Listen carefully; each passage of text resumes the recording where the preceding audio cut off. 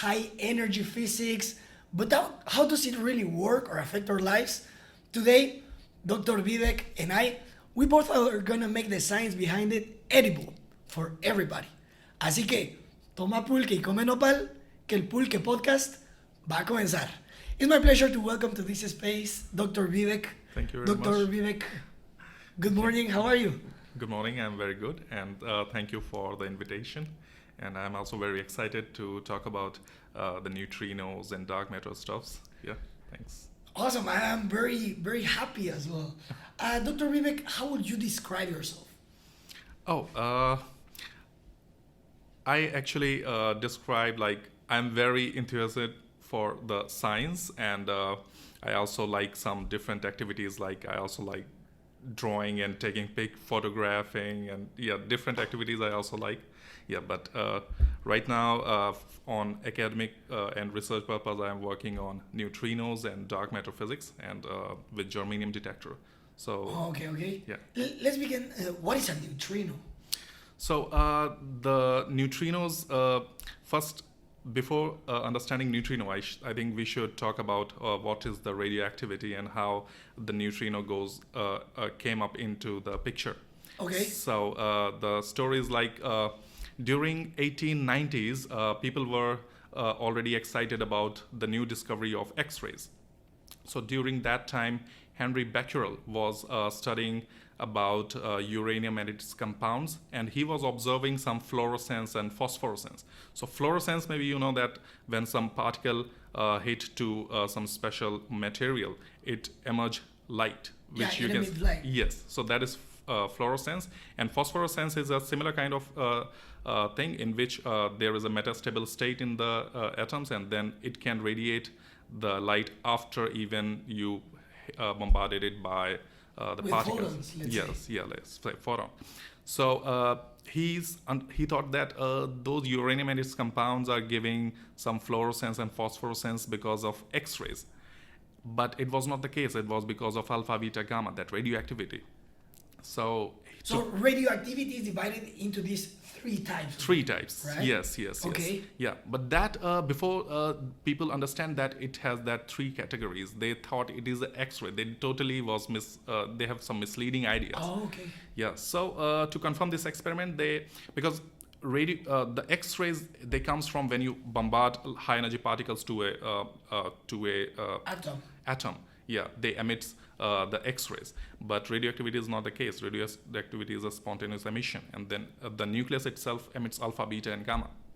So to confirm it, what Becquerel did is he take a photographic plate and he covered it up with totally black clothes and all, so that no light can go inside that. And then he put some radioactive salt on it and then put it in the sunlight. And then he thought the sunlight will go to the uranium, and then uranium will emit the X-rays, and then it will go to photoelectric plate, and then it will give us some image, some kind of image, yeah. And because uranium itself, it was giving some radioactivity, but he was in a different track. So he thought, oh, it is maybe because of that sunlight. But it was not the case. So he thought, maybe I will continue this experiment and I will report it. He already reported in one meeting this one. And then there was some weather problem he was in the Paris and the weather was not good. So he thought, okay, maybe I will delay my experiment. And he take all the setup, uranium and photographic plates, and put it in the drawer and put it for a while, for a couple of days, and then take a vacation. And then he came back and he opened the drawer and he checked the photographic plate. He saw, oh, there is already again some image over there. So because there was no sunlight, so that theory, it was contradicted. So he thought that, okay, there is something which is not connected to the sun, right? So there is no any absorption and emission of that. So then he discovered that, okay, there is something else which is coming itself from the uranium compound. So that was the radioactivity in the first place. And then later Pierre Curie and Becquerel and all others, many scientists study about it and then discriminate in alpha, beta, gamma. Yeah. So from that, the beta particle came in the account. And then when people study about the beta particle, so beta when emits from a nucleus, because beta is a fast electron, so it is a negatively charged particle, and nucleus is totally positive, like protons and neutrons. So when Yeah. negative particles came Are out of outside. it, yeah, came out of it from somewhere, then there should be, for charge conservation, there should be created some positive charge. So Okay. one proton created inside that. So people thought this could be a two-body process. But two-body process used to have a monochromatic energy. Monoenergetic spectrum. So that's Monoenergetic is that it was either negative or positive. yeah. So it means that the particle which come from the two-body decay, that should have single energy. Okay, single Yeah, energy. single energy. Yeah. So when people saw the spectrum of that electron coming out, that beta decay, so that was a continuous spectrum. So it was an energy range, and then it was a kind of tricky to explain this phenomena because it was a little bit different. And then there was also the problem in the spin. So there should be a spin conservation when there are some conservation laws in every kind of process which happens in our universe. Yes. Yeah, so spin is one of them. So when we consider that two-body decay, then spin was also not conserved there. Spin is like Yeah, like a ball yeah. Actually, in physics, people in quantum physics. there are different many kind of physics, and that is actually a different. That is a kind of intrinsic property of the particle. But yeah, in the very early stage, you can say it is yeah, something going round, and then people says that okay, there should be some other particle which is coming out of there, and we cannot see that. So first Pauli give the idea of the neutrino, that some particle is coming there, and then later Fermi gave his theory. Yeah. And then he suggested, okay, this can be explained if we consider one more particle that was called neutrino at that time, and then okay, later neutron was discovered, but that was a different particle. So neutrino is very small particle, and that time it was considered massless. So right now we are considering it has mass, but that time it was massless. And then they say, okay, it is, maybe we will never discover it anytime. But later people work on it, and when people work on like atom bombs and nuclear reactors and all, so there was a crazy idea to discover neutrino. Yeah, because at the beginning, as you said, they said it's massless. Mhm. But it's not massless, it's just that the mass is so small. Because an electron is like 500,000 EV, right? Yes. Of mass. Uh-huh. Neutrino is 0.5? Yeah, Yeah, actually, we mass. don't know exact mass of the neutrino. We just More or know the less. mass difference of the neutrino states. So Oh, mass difference only. yeah. Oh, So okay. yeah, from the oscillation experiments with some theoretical model, we just know the mass difference of the three neutrino flavors. And What are these flavors? okay, there are three types of neutrino, because if you see the zoo of the particles from which whole universe is, yeah, in which from which the whole world is made up of. So there are two categories: fermions and bosons. So fermions are like quarks, and bosons are the charge carriers mostly. Force carriers. So fermions are quarks and leptons means light particles. So in the lepton that came electron, Neutrino. neutrino, yeah, tau particle, muons, and there tau neutrino and muon neutrino. So yeah, there are three flavors of neutrino, and then there are antiparticles of that. Yeah. Yeah. So later, yeah, people thought that maybe it is hard to discover neutrino, but let's try with some atom bomb, explode some atom bomb, because when an atom bomb explodes, there are a lot of nuclear processes goes on, and a lot of neutrinos came out. So the cross section means the probability of interaction of neutrino is very less. Okay. For example, like the cross section of photon, the light is very high because we can see each other, right? The light came from some source and interact, and then it Reflects. scatters. Yeah, reflects, scatters. Or so it means the cross section of photon is very high, but for the neutrino, it is very, very small. Like you can take light years of lead and you pass a neutrino, but it will go on, and maybe it will not get absorbed by it. So Because neutrinos are hard to scatter, right? Usually Yes. they don't react much, or they don't have this electromagnetic relation Yeah, with so- most of matter. Yes. So yeah. So like every kind of interaction is carried out by different force carriers. Like there are four kind of fundamental force in standard models. So strong force, weak force, right? These are Yeah, the strong forces for the forces inside the nucleus, and the weak force is the force which is the weakest among all. So yeah, and then the electromagnetic force, okay, that we know. And, yeah, so weak force is a very weak, and the neutrino interact through that weak force. So that's why it's, yeah, cross section is very small, and people thought even, okay, the cross section is very small, but we can detect it. It is like, for example, if you want to listen the sound of a mosquito, and you are on a railway station, it is very hard to hear, Of course. right? So what you can do, you can Catch the mosquito. and put yeah. it into So the- actually there are two ideas. Like you can go. try to catch a neutrino. Yeah, this is really very hard.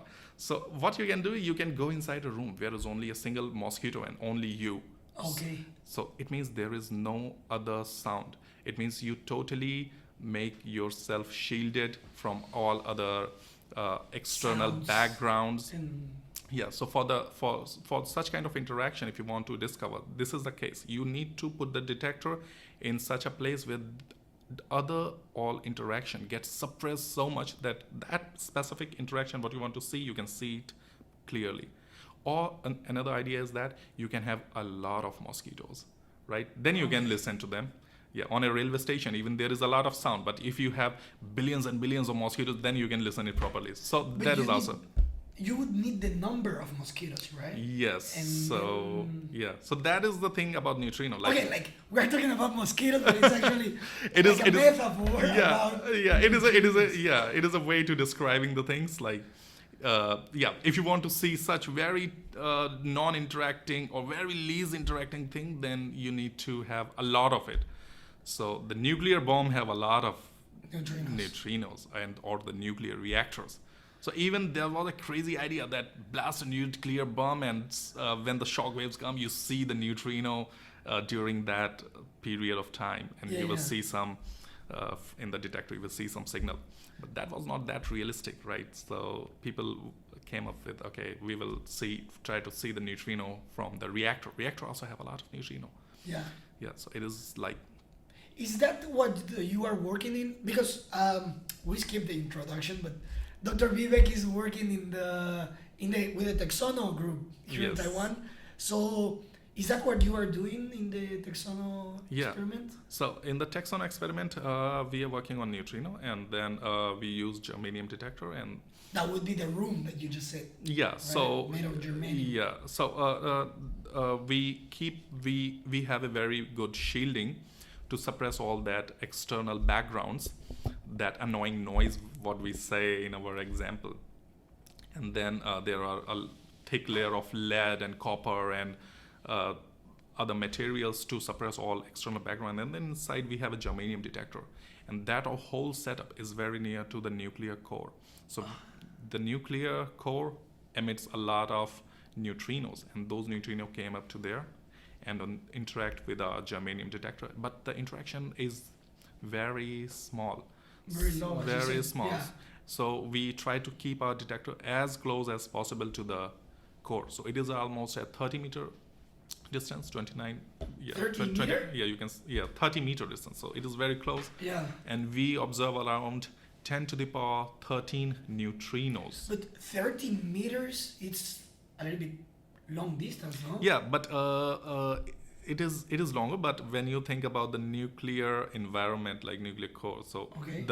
the core itself is very huge. So we are talking about from its center, and then there is a shielding. There is a concrete wall around the core. So Oh, okay, okay. yeah, so that is also very thick for safety purpose. And then after that, just a couple of meters, our experiment is there. Is that experiment here in Taiwan? Yeah, that is in Taiwan, in Kaohsiung nuclear reactor. Okay. Yeah, so in the Jinshan district. Are people available to go and take a, like, let's say, student visiting or something like that? Student visiting is not, I think, allowed, because to go to the core, you can go to some like there's some other offices and all, you can go there for administration purpose, but to go really at the core, you need to have a lot of paperwork and like whole body test and physical test, and you need to write down give some exams for nuclear safety program. Yeah, so there are many steps you need to first clear them, and then only you will be allowed to go inside. So it is not that easy to go inside. Yeah.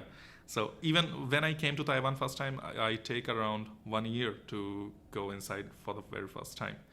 Yeah. Okay, so when was the first time that you came to Taiwan? That was 2013, May. Yes. So okay, 7 years already. Yeah, it's already 7 years, about to complete 8. And before Taiwan, I know you lived you're from India. Yeah, I was very working. close to Nepal. Yeah, right? that's very close there. Yeah. Yeah, just my hometown is very close to there. Yeah. Yeah. And what brought you here to Taiwan? Because you studied physics, chemistry, and what was your other major? Yeah, in the master I work mostly in solid state physics, but then when I go for PhD, I was very interested in the high energy physics. So that's why I choose experimental high energy physics as a branch, and then I was interested in the neutrinos, and the experiment Taiwan Taxono is the world leading experiment for neutrino properties. So that already gives some very good bonds on neutrino milli charge, magnetic moment. So yeah, and then we also have some good limits on dark matter. That is early time, about during 2013. Yeah, early 2013 we have some good results on that. Yeah. So you are working with the Taxono experiment and researching about neutrinos and dark matter. May I ask what have been like let's say the results? What have you discovered about neutrinos and what have you discovered about dark matter? Okay, so every particle have not only a single property, they have multiple properties, right? So for the different properties, you need to see them, see the different interaction channels. So for neutrinos, because some models suggest the neutrino can have some magnetic moment, so we also try to probe the magnetic moment. But what we used to see in our experiment is we used to give our limits on some certain parameters, that for neutrinos or for dark matter, this property is below this number. So we kind of exclude a region of parameter space. Like, for example, if you, how to say that? Yeah, there is a good way to saying, like, let's consider you are the first guy who want to discover the charge of electron. Okay. Yeah. And then, but the equipments what you have are not that good. Maybe say you are in very early ages, like in 12th century, but you want to check the charge of electron. So it will be very hard for you. So, but you know basic units of the charge. So what you can do first, you can say, oh, the charge of electron is, I think, less than 0.0001 coulomb. And then some other guy, oh, I again check it. It is less than 0.00001 coulomb. So that is a kind of, you say that there is a charge, but it is less than this number. You did not tell the exact charge, but you say an approximation. Yes. So, so how you exclude some number, right? You say charge, the charge of electron is below this number. So above this region is already excluded. Yeah. So if anyone else need to find the charge of electron, he need to see the region below that number. Okay. Right. So this is the thing what we used to do in dark matter searches or different special kind of properties of neutrino, like magnetic moment or milli charge. Neutrinos? We give the sorry. Yeah, yeah, that's it. Yeah, we give just the upper bonds. Yeah. So, yeah, that's sorry for interrupting. Yeah, neutrinos, do they interact with dark matter, or how are they related? Oh, because neutrinos are also very weakly interacting, and dark matters, we don't know. Yeah, actually, dark matter, we say that it is weakly interacting, but is it interacting through the standard model channels or not? We don't know exactly. So, first of all, we should see the dark matter through our normal matter. If they are interacting with our normal matter, then we can go for the neutrino, because neutrino itself is very weakly interacting. The normal matter can interact very easily, right? You push the table and you can touch it, you can feel it. So Yeah. it is interacting very good. But the neutrino pass over your hand, billions of neutrino, trillions of neutrino, but you are not, no one is interacting. So neutrino itself is very less interacting. And dark matter is also same property. So it It's is very hard to say. it is super hard. Yeah. Yeah, neutrino to matter is hard, but we know that dark matter to the matter is very hard. And if you talk about neutrino and So dark let's matter, say it is it's super hard. Matter is in the middle. Like matter, we can say like solid, liquid, gas, plasma. Mhm. So we would say neutrinos interact a little bit, very few, with matter. And matter Yeah. interact so little with dark matter. Yes. So this distance should be huge, right? Yes, So- yes, exactly. Yeah. So, so that's the thing. Right now, but we are working on one very different channel of neutrino interaction. That is, neutrino interact with the nucleus. So, as you maybe know that every particle have some de Broglie wavelength associated with it. So, Yeah. for example, if you want to see some particle, or if you want to see something, then the particles which you which you try to bombard on that, it should have the de Broglie wavelength size should have size equal to that particle. Then only you can see this. For example, if you have that big particle and the de Broglie wavelength is also of order of this size, Yeah. then only you can see this. Then only that de Broglie wavelength will scatter it. That de Broglie wavelength associated to the target, the incoming particle. So for the neutrino which came up from the reactor, they have de Broglie wavelength roughly of size equal to size of nucleus. So they can scatter off the nucleus from their side, and the nucleus can move, and that nucleus, when it moves, it can give us some signal in the detector. Okay. That special signal we are trying to detect, and that is called neutrino nucleus elastic scattering. Why it is elastic? Because Neutrino nucleus elastic scattering. Yes. Why elastic? Is Yeah. it like elastic crash like in Yeah, physics? it is elastic. We used to say like when the neutrino can penetrate inside that nucleus, then it when it starts to penetrate, then it becomes inelastic. But if it moves everything by whole, then it is coherently moving, then coherently elastic scattering. In elastic scattering, there are some momentum and energy conservations also came up, so that's why it is elastic. And when the nucleus moves whole, then it's called coherent elastic. What type of what would be non-elastic? Let's say Oh, non-elastic means there should not be. They don't mix, right? Yeah, so there not be the conservation of the energy and the kinetic energy, and so that will be the non-elastic. But does that work in that way in the quantum world, or Yeah, that works. There are different kind of interaction which are non-elastic. Yeah. like which ones? So like for example, when a neutrino scattered goes inside the nucleus and knock out some particle from there and put and lose its energy and Yeah, there's an energy difference. yes, then It's not elastic. yes. And Dr. Vivek, may I ask if neutrinos interact with each other?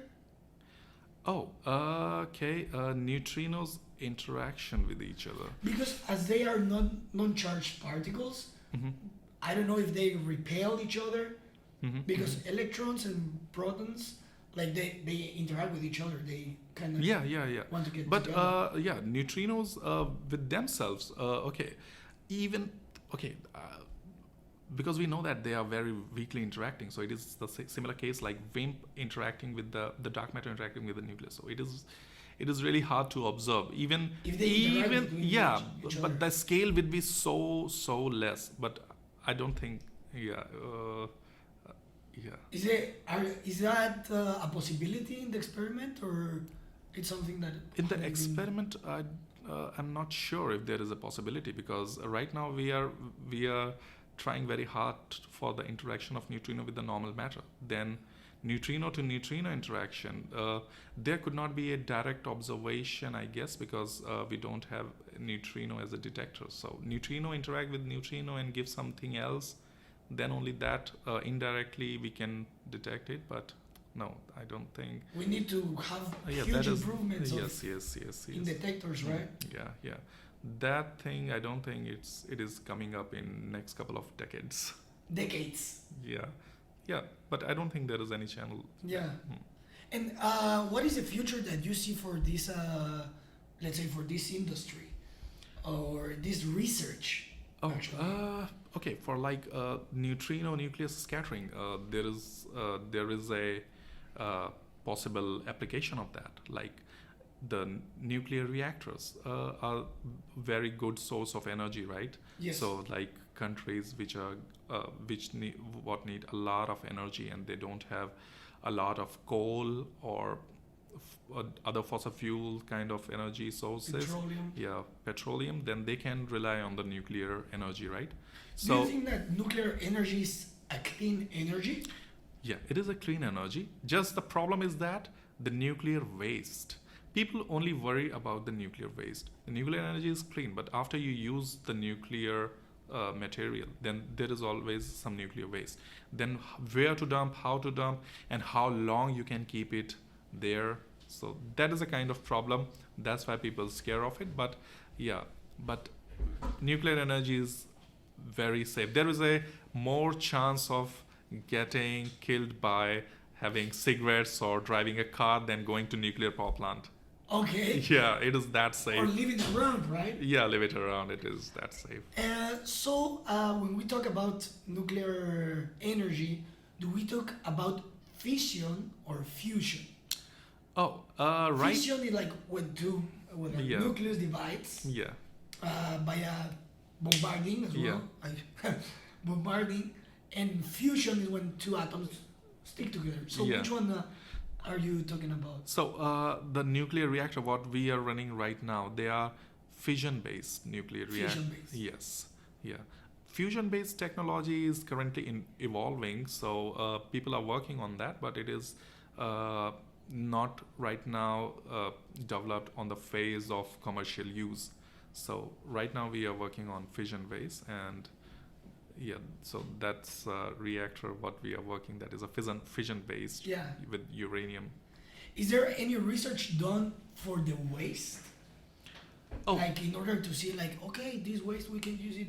Yeah, here there are many research going on that, and people even take the nuclear waste and with some different technologies they can reuse it for the Energy reactors. or Yes. research. Yes. as well. Yes. Okay.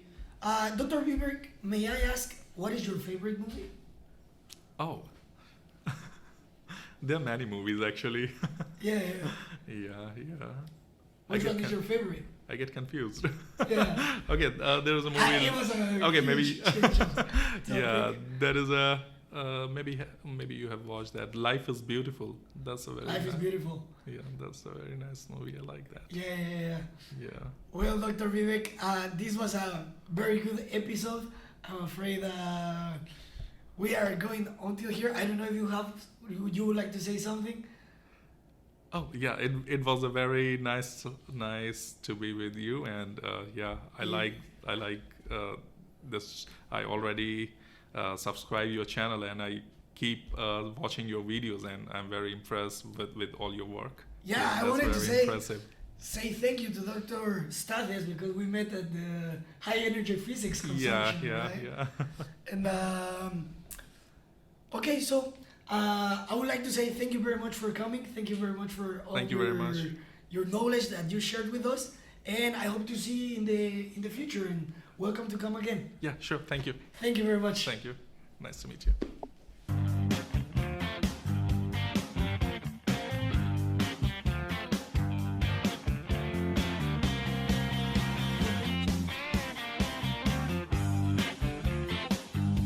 Thank you very much for watching this episode.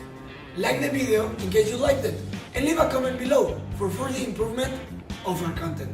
As well, if you like topics such as new technologies, research done in universities, or even wonderful stories of incredible people, subscribe to our channel. This is how you find us in social media. I want to give a special thanks to all my sponsors and team members. Y recuerda, toma pulque y come nopal, que la próxima semana otro video